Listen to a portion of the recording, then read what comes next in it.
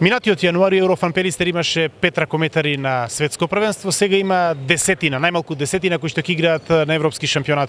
Тоа е сигурно голема сатисфакција за вас како тренер и за клубот, но веројатно и потешкоти за подготовките, бидејќи првиот дел ќе го минете практично без половина екипа.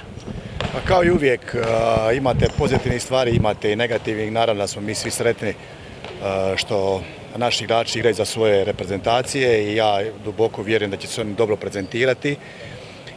A sa druge strane, naravno, kao trener, volio bih da smo svi zajedno da možemo trenirati, jer nas očekuje naravno jedna izazovna sezona, drugi dio sezone u kojem trebamo braniti dobre igre, dobre rezultate koje smo stvarili u prvom dijelu.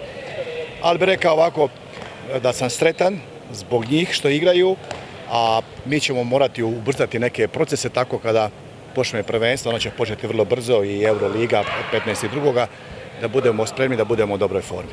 Зборува за планот на подготовки, како и минатата година, повторно спаринг партнери од Хрватска и Словенија и подготвителен период во Загреб.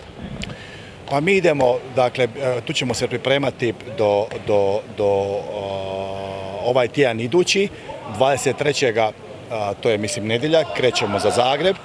Imamo u Zagrebu 3 utakmice, jedna je u Celju, jedna je sa Sesvetama, jakim, dobrim ligašom u Hrvatskoj i treća utakmica sa Zagrebom, jedna provjera. Vidjet ćemo ko će se vratiti od igrača sa prvenstva, kako će biti zdravlje sa koronom. Uglavnom imamo te 3 utakmice za odigrati i u međuvremenu će početi domaće prvenstvo sa Ohridom, domaća utakmica. Tako da mislim da će to biti sve u redu, važno je da nam se igrači vrate zdravi sa prvenstva i da naravno koliko je to bude moguće da nas COVID mimoiđe i da krenemo sa Ohridom kompletni i naravno sa željom da igramo još bolje nego što smo igrali u prvom dijelu.